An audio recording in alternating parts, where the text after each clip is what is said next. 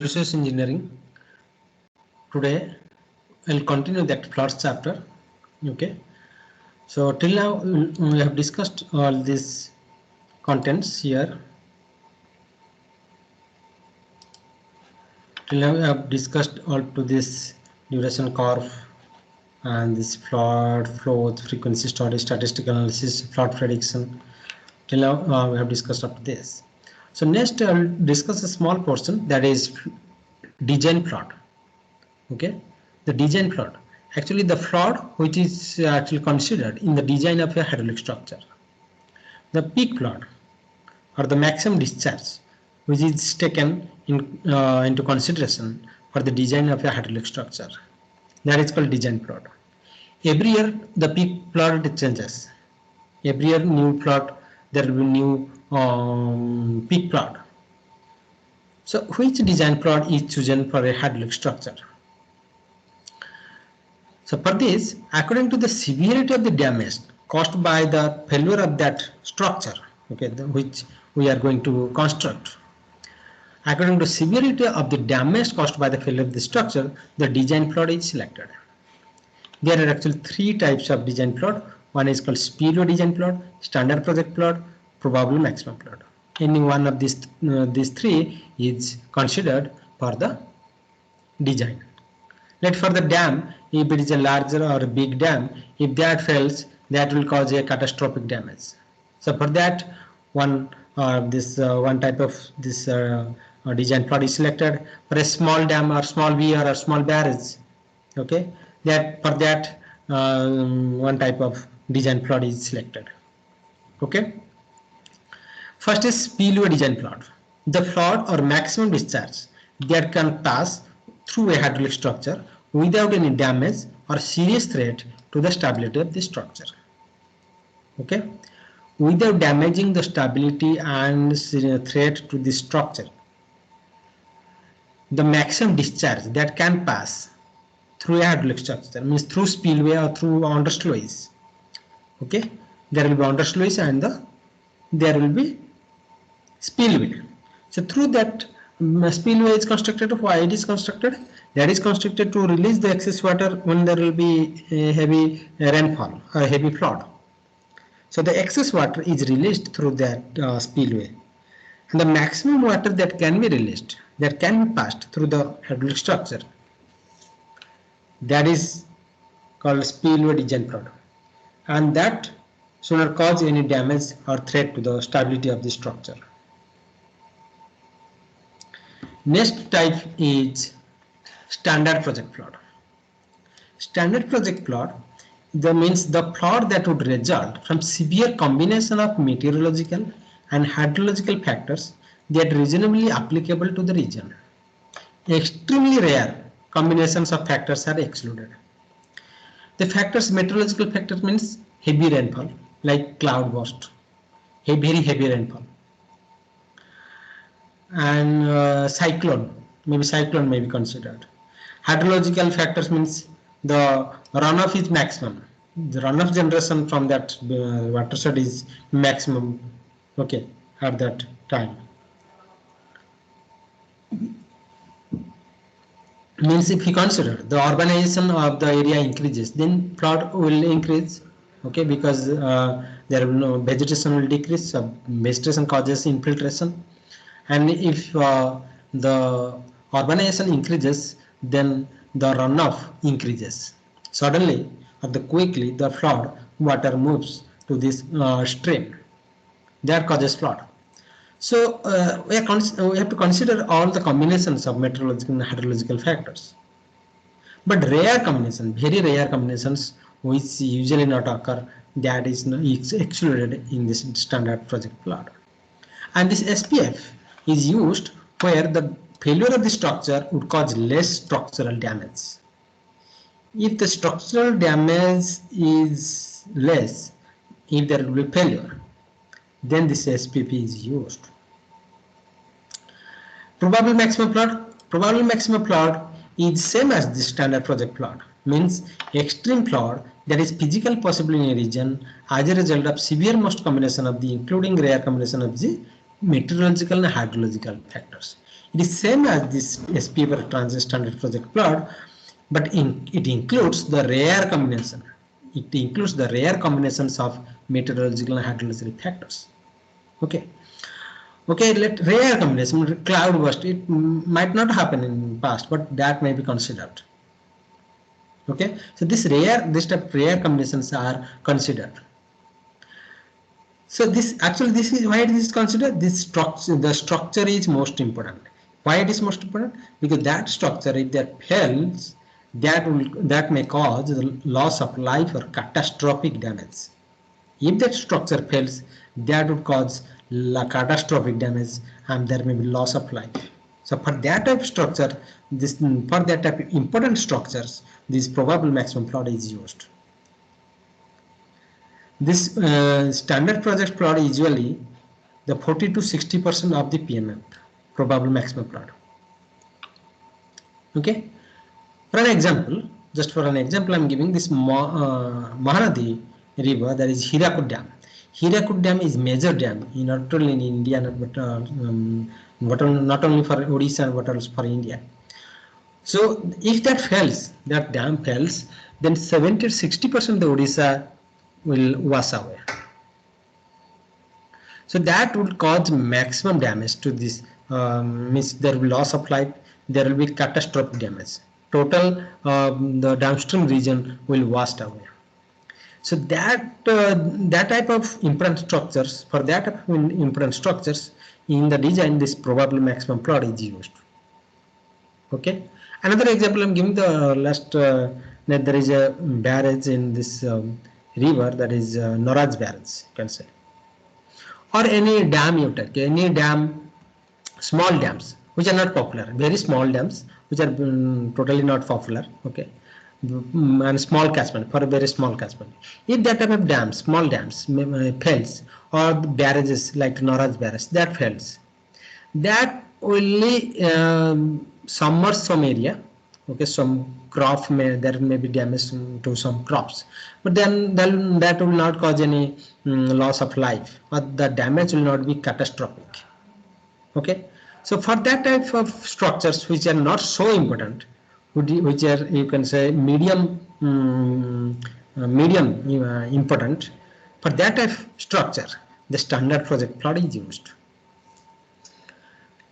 So next is according to CWC, Central Water Commission, okay, which is the organization who is responsible for this measurement of the discharge, okay, for all the rivers, okay, in India. Its headquarters is in New Delhi. So this Central Water Commission, according to their guidelines, these are the these are the rules. Okay, means the spillway for major and medium projects with storage more than 60 million meter cube. Like I told that for this Hirakud Dam, or you can say Rengali Dam. For that type of dam, PMF is determined. PMF is used, and that is determined by unity hydrograph and probable maximum precipitation.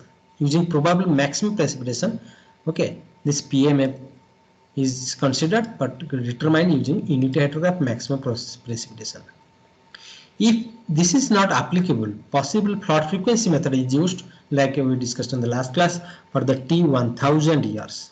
For the return period 1000 years, for the last 1000 years, the maximum plot is, the peak plot is considered in the design.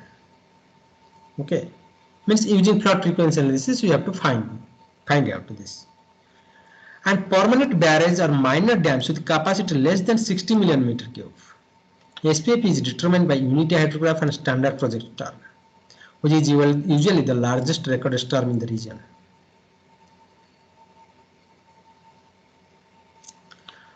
Okay, plots with return period of 100 years is used. Either this A or B, whichever is higher. Whichever is higher. And PK weirs are constructed just to divert some water, just to increase the volume of water, or just to increase the this level of water. Weirs are constructed. The plot with the return period of 100 or 50 years, depending upon the importance of the project. depends upon the importance of the project. 100 or 50 years return period is used in the design.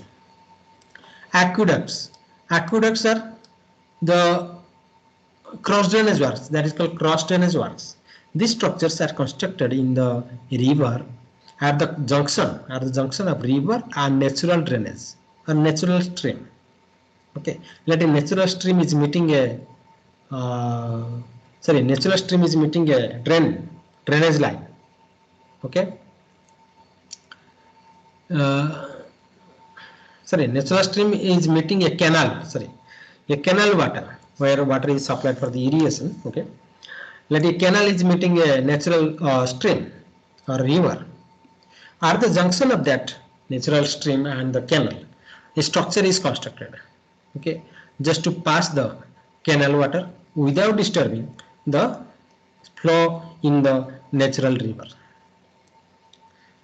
Just to pass the water in the canal without disturbing the natural flow in the stream, river.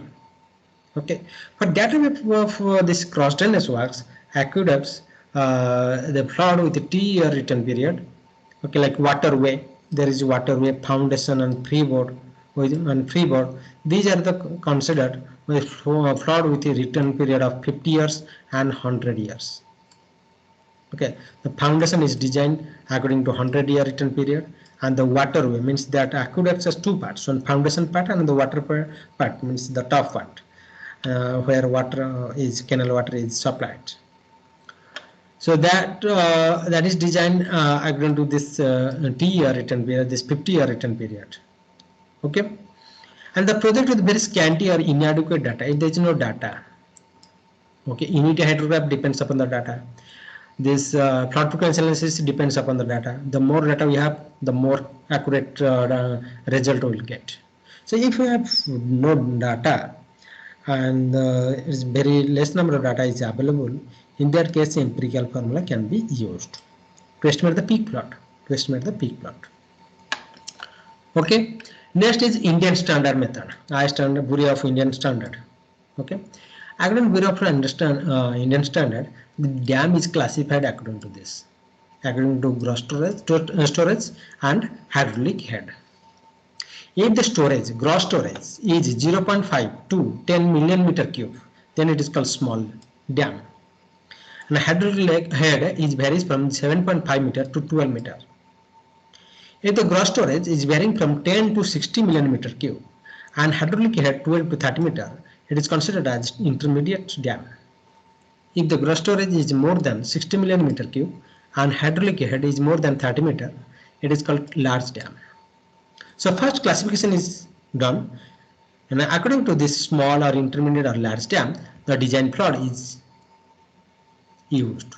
For small dams, 100-year return period is used. For small dams, 100-year return period is used. Intermediate dam, standard project plot SPF is used. For large dam, probable maximum plot or PMF is used. Okay, so this is the first classification done, and according to this the type of dam, the design plot is selected according to this Bureau of Indian Standard. Okay, so this is about this design plot. Okay, next is flow mass curve. It has no link with this design plot, just actually there is one, this topic is there in the syllabus, that's why I'm just discussing this one slide. What is this flow mass curve? It is a plot of the cumulative flow volume against time plotted in chronological order. In a chronological order, if you plot the time, okay, it can be in month wise, it can be in day wise, okay, and the accumulated volume in this y direction, y axis. Okay, the accumulated volume means the cumulative volume or accumulated volume is plotted in the y axis. These ordinates are determined. Using this equation. Volume is discharge into time. Okay, this is the summation, means integration, summation of discharge into time. Discharge is volume per time. So into if you multiply the time, you will get volume. Why this flow mass curve is required? This flow mass curve actually is required when we need to store some water. We need to calculate some volume of water so that we can store that water and we can use that water during lean period to meet the demand. Let there is demand we know, and the river the flow in a river is not meeting the demand throughout the year. Means during lean period, during non-monsoon period in March, June period, there will be less water in the river, and that water cannot be sufficient to meet the demand. So for that, some storage of water required. So to calculate that storage volume, how much water of storage is required, so that throughout the year that can meet the demand when there is no rainfall, during lean season. So for that, this curve is used. So in this method, this flow mass curve is plotted first, then demand curve is plotted. For this particular period, the time, the volume is calculated and it is plotted. This is the average one, is the demand. Okay, whatever we'll consider whether average demand or the maximum demand, that depends upon this the user. Okay, and this plot is drawn here in this flow mass curve. So here, parallel to this curve, parallel to this demand curve, here the curves are drawn tangentially from here, from this maximum point, from this lowest point. Here one maximum point, when here the lowest point. Like this it will continue. Like this, from maximum point, let here another maximum point, and here is lowest point. From the maximum point and the lowest point, tangent is drawn, and that tangent must be parallel to the demand curve. The tangent curve should be parallel to the demand curve. Okay, this tangent curve should be parallel to this demand curve. This curve, this line, this tangent line, these are parallel to this demand line. And the gap here, the vertical gap, this vertical gap, that is here obtained from this curve, from this graph, this vertical difference is obtained. Like here one gap here, like this there may be another 2-3 gaps. Okay, vertical difference can be obtained. Okay, so the maximum of these vertical gaps, maximum, let here S1, here it is S2, here it is let S3. So maximum of these S1, S2, S3, that is considered as the storage volume required to meet the demand. Out of S1, S2, let here S3. Okay, the maximum value is considered as the storage volume required to meet the demand throughout the year. Okay,